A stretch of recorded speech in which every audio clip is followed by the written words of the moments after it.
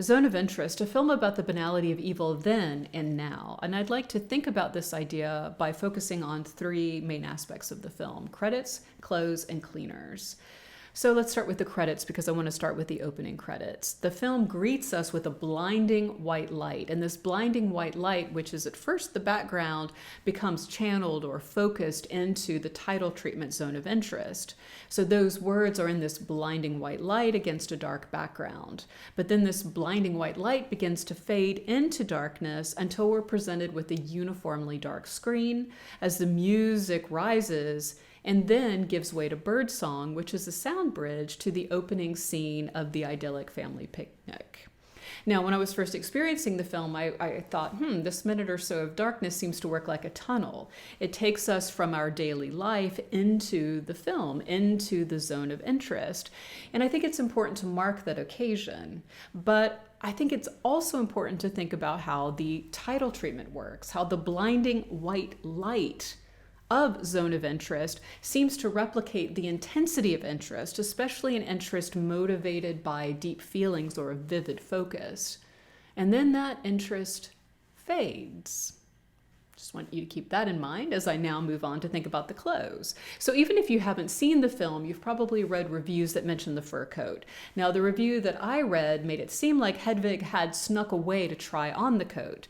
But as we come to know her, we see that she wasn't motivated by, say, shame at that particular moment, but rather by greed. She wants to keep the best for herself, and you can see that in the way that she models the coat in front of the mirror, and then also in the way that she expertly rifles through the pockets and the lining to find the treasure within.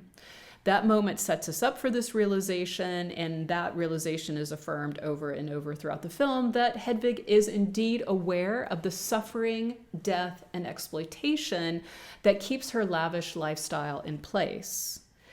She consciously colludes in the sacrifice it requires of others. Her gain is their loss. So now let's think about the cleaners. So the cleaners, that section, that montage comes quite late in the film after we're well aware of Hedwig's awareness and also when we learn of Rudolph's new position. And at that moment, Glazer inserts what seems to be an out of place because it's an out of time montage sequence of contemporary cleaners at the Auschwitz Museum. We see them vacuuming, but we also see them cleaning the glass that gives visitors visual access to the macabre reminders of what happened there, to the mounds of clothes and to shoes that once belonged to someone murdered there, and to so many someones who were murdered there. When I saw that montage, it did two things. First, it put me in mind of Hélène René's Night and Fog, which is a film intensely determined to remember those atrocities, to keep them present in our minds as nature threatens to cover over the camps. This was in the 50s. And as time begins to fade our memories and our interest in what happened there. And I think Glazer wants to align his film with René, but also to differentiate it, because the cleaners do their jobs efficiently and with focus, but that focus doesn't include the reminders, the clothes, the shoes, the mute witnesses, the testimony to what happened there. The testimony remains, but it's in the background of the shots and also in the background of their activity and their focus. And that helps us to also make a connection with Hedwig and Rudolph, who also kept the suffering, the murder, and their background and their backyard just over the wall. And it made me think that we today tend to forget the suffering that our lifestyles require.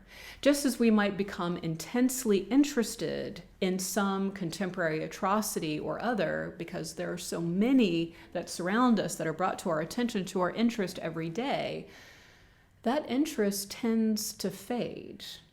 We move on and we forget.